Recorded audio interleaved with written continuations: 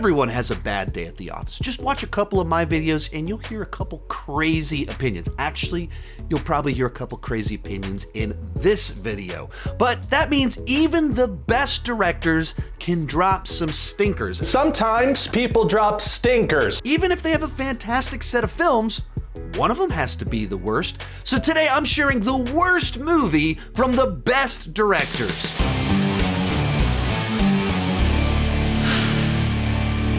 Before we get started, credit for this video idea goes to Jason Chilato. He recommended it in a comment a week or two back. I read it and I went, that's a good idea for a video. Also, while I'm talking, go ahead and join me down below in the comment section. Share your pick for the worst movie from each of the directors that I include in this video. And going into this, I'm not suggesting these are the 10 best directors of all time. I could only consider directors whom I've watched all of their movies within the last few years. So I included some directors that are the most praised currently, some of the most popular, some of the most influential, and I put out some polls last week to kind of help me decide which directors you would most be interested in hearing my pick for their worst film. With all of that said, let's get started. Kicking things off, Steven Spielberg, my personal favorite director, but also simply one of the most celebrated directors of all time. Way back in the mid-70s, almost 50 years ago, he put out Jaws. The film was such a success that it virtually invented the concept of the blockbuster. And since then, he's been putting out hit film after hit film. He has multiple films that I feel like they are the definitive film of their genre, the best of their genre. He has won multiple Best Picture winners. He's won Best Director Oscars. He has done it all, and he's also had his bad day at the office. My pick for the worst Steven Spielberg film, it's 1941. This is a movie directed by Steven Spielberg about World War II, a subject which he has put out multiple fantastic films. It's from the writing team behind Back to the Future. It has a massive, diverse cast of awesome actors. What could possibly go wrong? A whole lot. 5 minutes into watching it with my wife, she goes, "What is this?" And the movie, it's this just bizarre mix of World War II with screwball comedy. I can assure you, there will be no bombs dropped here. And the two just don't work. It's chaotic, it's loud, it's busy, it's just so crowded that it's tough to connect with any one thing. And I suppose there's a reason that there hasn't been very many Steven Spielberg comedies. There's comedy in his movies that work, but you don't have a lot of all-out Steven Spielberg comedies. This was one of his earliest films, and I would say it is his biggest mess. It simply does not work. It's not funny, despite having all of the talent you could possibly want. Next up, James Gunn. Now, I don't think there's a whole lot of people that would currently argue that he's one of the greatest of all time, but he is currently one of the most influential storytellers currently working in Hollywood since he took over the DCU. I put up a poll. He was the one that you guys voted for, so he was included in this list. And of course, I adore the Guardians of the Galaxy, and he's the one that essentially gave us the cinematic Guardians of the Galaxy. Now, what is his worst film? This is actually really tough. Those of you that have been following my channel for any amount of time know that one of the hottest takes, one of the most controversial opinions on my channel has been that I was not a big fan of Guardians of the Galaxy Volume 2. For me, it was one of my most disappointing experiences with the entire MCU. And thus, you might think I would immediately pick Guardians of the Galaxy Volume 2 as my pick. I have a lot of frustrations with that movie because of, I thought it was structured awkwardly. I think it has a little bit too much of a mean streak. I am hideous? You are horrifying to look at, yes. But it's not quite that simple. I don't think he has any outright misses, but some of his movies aren't the most rewatchable for me or ones that I drift back towards. So I think for different reasons, Super and Guardians of the Galaxy Volume 2 come to mind. Super is possibly the most pure James Gunn experience that we've ever had. Shut up, crime. Where James Gunn is a guy that has a very dark, twisted sense of humor. It's an original film about this superhero. It is an ultra dark comedy. Some of it is very funny. It is very vulgar. It is intentionally very offensive. And that's also what's the best thing about it, and the thing that makes it like one that it's not one that like I would just throw on and rewatch. I'm much more likely to rewatch Guardians of the Galaxy Volume 2 than just throw on Super and watch it. Though when I watch Super, I appreciate it for its harshness and all of the things that also make me not want to rewatch it. So Guardians of the Galaxy Volume 2, more my kind of thing, more rewatchable, more disappointing. So some blend between Super and Guardians of the Galaxy Volume 2 come to mind. David Fincher, one of the most celebrated directors of the last 30 years. He made his first big splash with Seven, and ever since he's been making these tense, very mature films for adults. And he's able to tackle very heavy subject matter, sometimes be very thematically rich, but also make very mainstream, accessible films at the same time. If you've been following my channel for any amount of time, you know exactly which movie I'm going to pick for the worst David Fincher film. It's his first one, Alien 3, and it's a little bit unfair to blame him for this film because it's not his fault that this movie is so bad. He's the best thing about this movie. The movie looks great. It has a lot of Fincherisms with its visual style. He does the best he can with a script that I can never get on board with. Actually, he did the best he could with an incomplete script that I could never fully get on board with.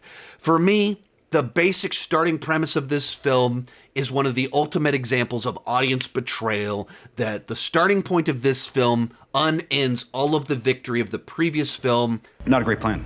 I just can't accept that. And, you know, is it the worst movie ever made? Of course not, but it is the movie that angers me the most because they chose such a ridiculous direction for the film. And even in what they do in this prison colony, there's so much wasted potential there that it just felt like this should have been much better than it was. And a lot of that is because there were too many cooks in the kitchen. They filmed an incomplete script and then went back and finished filming it after they'd edited what they had. This is just not the right way to make a movie. They didn't know that they had David Fincher. They just thought they had a guy with a good visual style that could shoot their script. And so David Fincher himself hates this movie more than anyone. Today's video is brought to you by Factor. Summer is upon us. The sun has come out. That means it's time to have adventures outside. Fuel up for them with Factor's no prep, no mess meals. Meet your wellness goals in time for summer thanks to the menu of chef-crafted meals with options like Calorie Smart, Protein Plus, and Keto. For me, since I have a high protein diet, I go for Keto, or more recently, the Protein Plus. Factor's fresh, never frozen meals are dietitian approved and ready to eat in just 2 minutes, so no matter how busy you are, you always have time to enjoy nutritious, great tasting meals. With 35 different meals and more than 60 add-ons to choose from every week, you'll always have new flavors to explore. Since I like to have a lot of protein in my diet, I like to start my day with one of their protein shake add-ons. The cold brew latte is my favorite of the flavors. Head to factormeals.com/SeanChandler50 and use code SeanChandler50 to get 50% off your first box plus 20% off your next month. That's code SeanChandler50 at factormeals.com/SeanChandler50 to get 50% off your first box plus 20% off your next month while your subscription is active. Then we have James Cameron, another one of my personal favorite directors. He just makes movies that are very much my thing, and he has a fantastic batting average. Now, of course, I adore Terminator 2, The Terminator, and Aliens. They are all some of my top 10 favorite movies of all time. But what would I say is his worst? Now, the kind of technical right answer is, of course, Piranha 2, a movie he is credited for, his name is attached to, and it is a bad movie. It is a cheap, schlocky film that he was hired to do.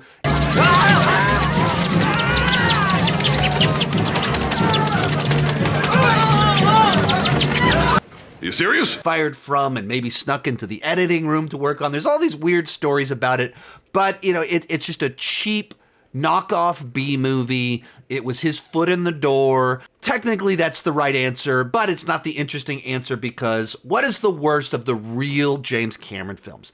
Besides that one, everything else is a movie that he wrote and directed and had a real budget and he wasn't fired from.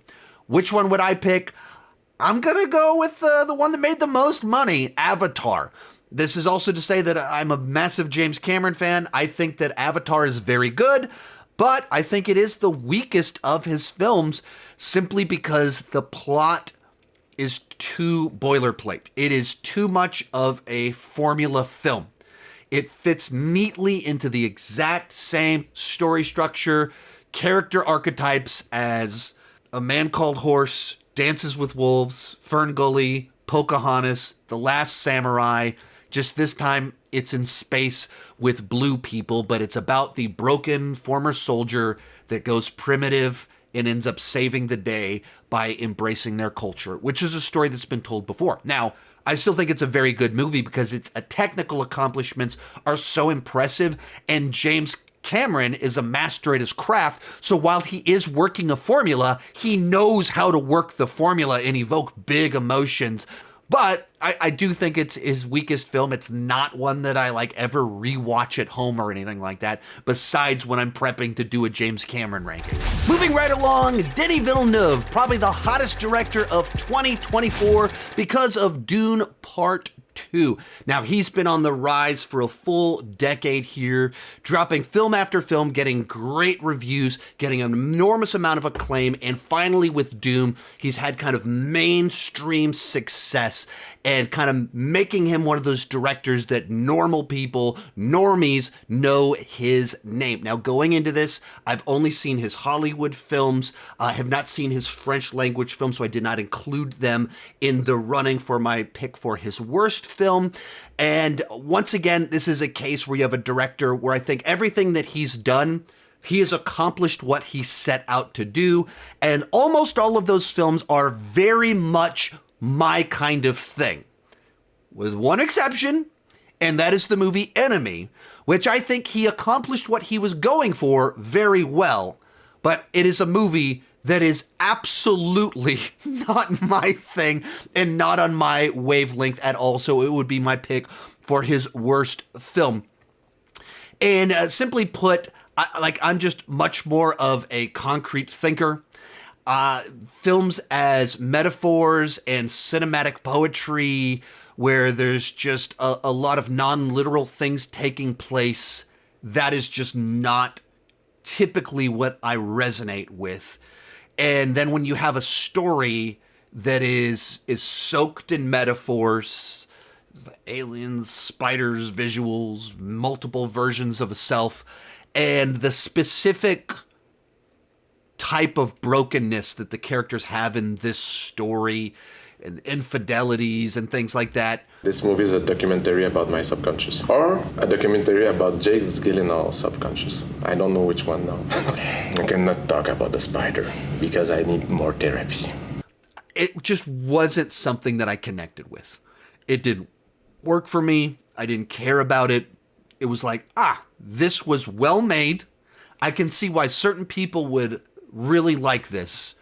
I don't get anything out of it at all. Matt Reeves, he received a whole lot of love in the comments on the polls that I put up in prepping this video. He rose to prominence as a director going back about 15 years ago with Cloverfield, one of the more famous found footage films. Then he did the well-reviewed remake Let Me In, and then last decade did his two Planet of the Apes films that just kind of like propelled him into the stratosphere of love from the nerd fandom. And then, of course, he did the Batman a couple of years back. But he did one more movie, actually nearly 30 years ago, and that is easily my pick for his worst film, The Pallbearer. This is a mid-90s comedy of sorts. It premise feels like a comedy where it's about a guy who is kind of mistakenly invited to give the eulogy at a funeral, and he decides to do it and then finds himself in the middle of kind of this whole family that kind of connects with him and reconnecting with his childhood crush. It feels like the setup for a silly episode of a sitcom, and it stars David Schwimmer during the height of his Friends fame. But it's not actually like this, the comedy that the setup makes it sound like. It's more of like a post-college, pre-career growing up drama. A movie about transitioning from your development years into your adult career. And the pieces never quite fully come together. It's not good enough.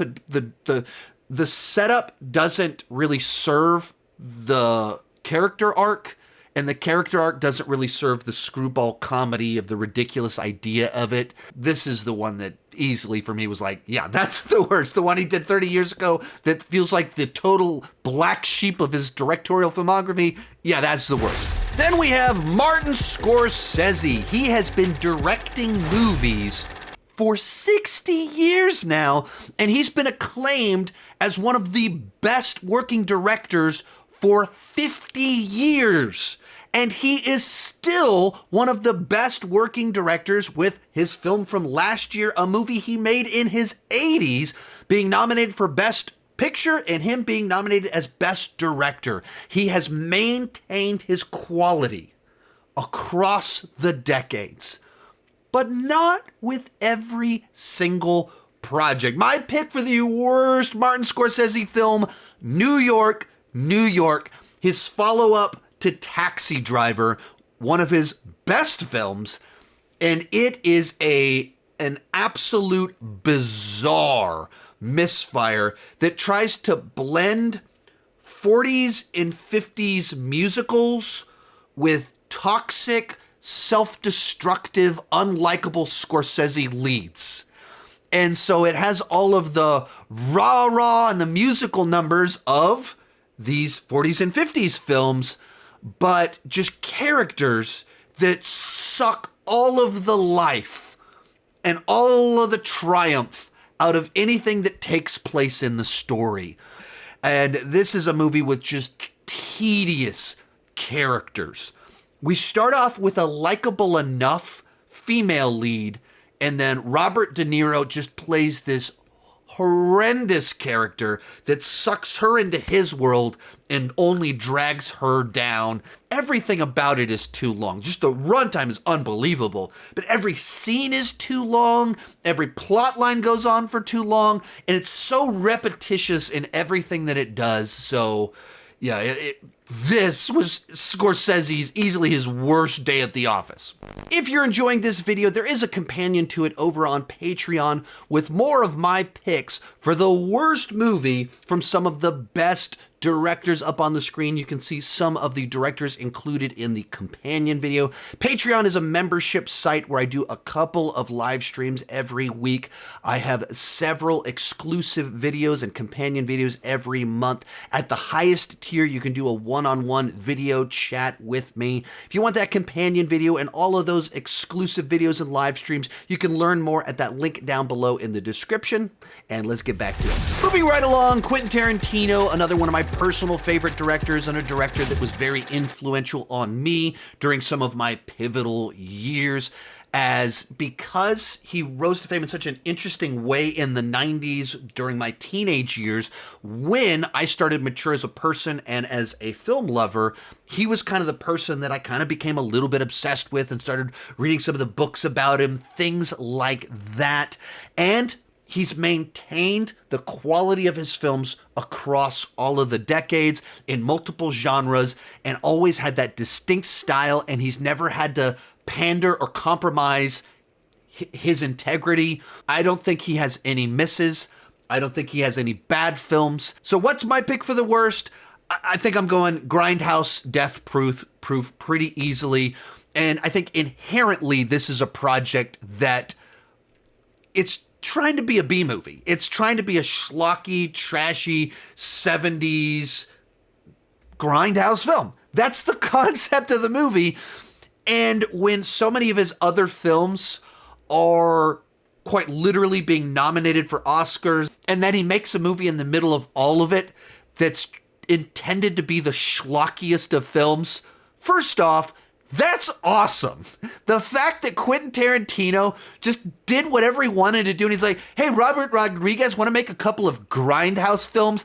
I love that. But it's also, I think, inherently tricky when you are a prestige director and you're trying to make a trashy film. It's like you're intentionally trying to make something bad while being great. Fun detail about this film, part of it was shot right where I grew up. The gas station where they meet up with Rosario Dawson, that was the gas station I walked to during church on Sundays between services. I'd walk to that gas station, get a drink, and go back for youth group.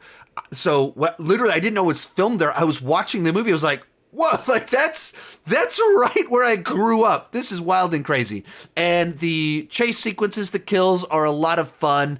And, you know, Stuntman Mike, iconic Kurt Russell character, all very fun. As for the movie itself, I think it's, I wish it had more action in it. It's so backloaded, and I think you needed another kill sequence, another chase sequence, another something in there to give it better pacing. If you're trying to make a movie that's all about the schlock value of this guy using his stunt car to kill girls, I need more of that in the film, and not so much of hanging out in a bar with dialogue-heavy sequences. Of course, that's what Tarantino's great at, but does it serve this specific type of film? I don't know that it does, and that's the imbalance in the movie that pretty easily puts it in last for me. Next to last one on here, we have Sam Raimi, another personal favorite director and another one that was very influential on me. I discovered the Evil Dead movies in the 90s and became obsessed with Ash, and even in high school, dressed up as Ash for Halloween, ran around with a chainsaw, scaring kids. Because that's what heroes do. But I was supposed to be the hero. I was supposed to be saving them, but I instead scared them away because I wasn't very good at being the hero, and I had a chainsaw. Hail to the king, baby. Anyway, of course, then he did the Spider-Man movies, so this kind of weird, wacky, wild director of these crazy horror films tackles Spider-Man. Of course, I love comic book movies, and those movies were so important for this genre that has meant so much to my life, but he's had a few that weren't so good. My pick for the worst Sam Raimi film, his second film, Crime Wave. Coming off the original Evil Dead, which is like this hardcore, ultra low budget horror film, they went in this totally different direction and did kind of this crime thriller, screwball comedy thing. And this is another one that just feels like a bizarre miscalculation because on paper, it should be great. It was written by the Coen brothers and directed by a young, energetic Sam Raimi. Some things should work, but do they? And the pieces were just not right. It feels like a live action 1940s comic strip. Feels like a period piece, but it's not. It's filled with broad comedy. There's all these intentionally way over the top voices that every character's doing. The plot is just incoherent at times. It features this framing device about a guy on death row that feels very out of place and doesn't feel like it helps the story work. On a script level, on a tone level, doesn't work at all and just feels like utter chaos. But there is just a little bit of the Raimi in it. You can see Raimi's talent. There's a bunch of style in certain sequences. In particular, there's this Hall of Doors sequence that's very interesting to look at. The movie itself, very difficult to get through. Final director on this list, Christopher Nolan, who I would say is the best current working director. He's one of my personal favorites, and he's another one of those just extraordinarily influential directors on me as someone that talks about movies for a living. When I was fresh out of high school, one of my friends came to me one day and goes, dude, I just saw this movie and it plays backwards. You gotta come see it with me. So we went to this art house theater in Austin, Texas, one of the few theaters showing Memento, and it absolutely blew my mind. It's like, wait, you can do that with a movie? And then jump forward a few years, the director of the movie that was backwards that blew my mind took on Batman, and of course the rest has been history as he's continued to put out great movie after great movie, and finally, just a couple months back, won his trophy for Best Director as well as Best Picture. So he's conquered cinema on all of the different fronts. So what is his worst movie? First off, there are no bad Christopher Nolan films. Every one of his films I think is good. The cheap cop-out answer is following, which is his original film that he made for under $10,000 in his free time, essentially with his friends.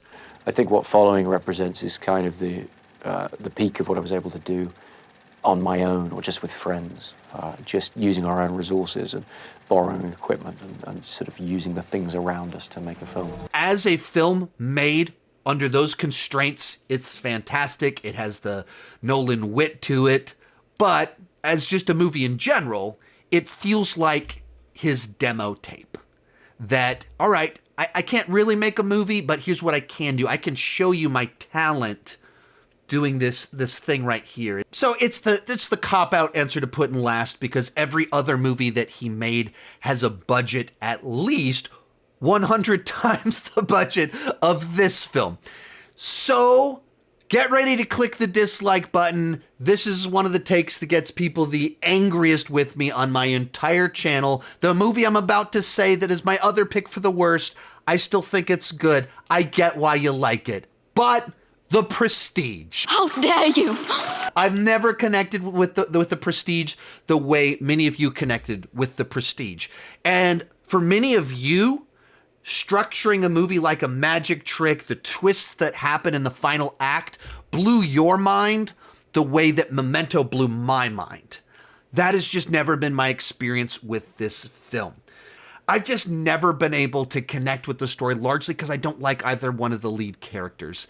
They're just so toxic and unlikable that I don't care about their rivalry. I don't care who wins or anything that they do, just because they're just jerks on such an extreme level. And I think maybe it would have even worked better as like an 8-part miniseries where you could just flesh the characters out a little bit more and reveal more layers to them than just their toxic competitiveness.